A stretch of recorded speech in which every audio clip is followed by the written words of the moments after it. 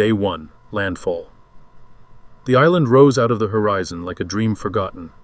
Sharp crags framed the emerald embrace of a tropical jungle, tangled and impossibly tall. The sea stilled near its shores, unnatural in its calm, as though the waves themselves were wary of landfall. Aboard the Vagrant's wake, Captain Olessa grimaced. "No birds, no wind, we land and get out, quick!"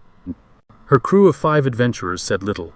Meris, an elven druid, once of the Ivy-Spire Glades, who had dreamt of this island every full moon since the return of magic. Korrick, a half-orc mercenary and loyal blade for hire, his armor pitted with old runes. Alben, a gnome artificer obsessed with royal currents, gadgets buzzing at his belt. Nara, a human scholar of the First Age, her satchel heavy with parchments and glyph-rubbing wax. Brother Vale, a cleric of Celior, unshakable, silent. The sand was warm beneath their boots. Bright insects zipped through the air and colossal trees loomed overhead, their trunks pulsing faintly as if drawing breath. The group spent the day making camp just beyond the beach.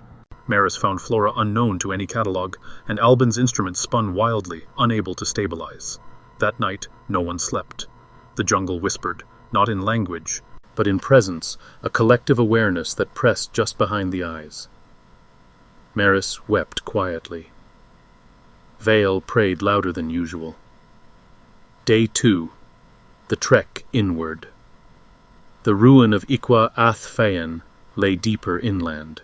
The group struck west, guided by Meris and Nara's partial maps. They passed trees whose bark bore iridescent veins and pools that glowed from below.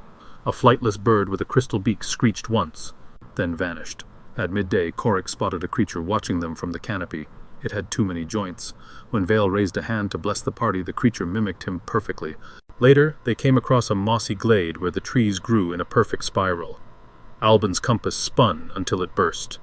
Meris muttered, "The royal sings here, but there's no storm."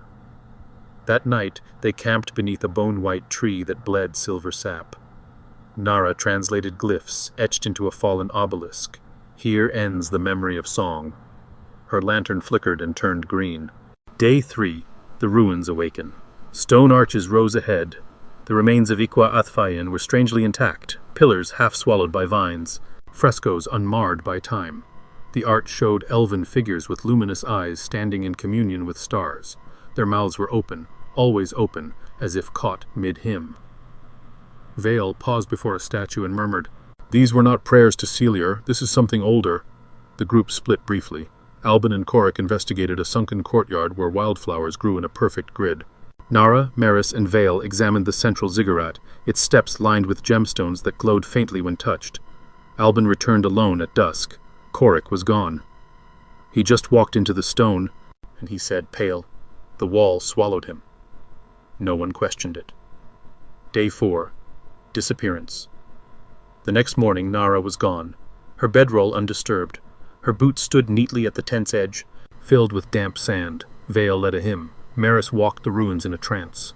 Alben set up his last functioning device, a royal sensitive lens, atop the ziggurat. He gasped when the lens activated. "There's a pulse. It's coming from below." A pattern of singing, but reversed. The group gathered and descended the ziggurat's steps.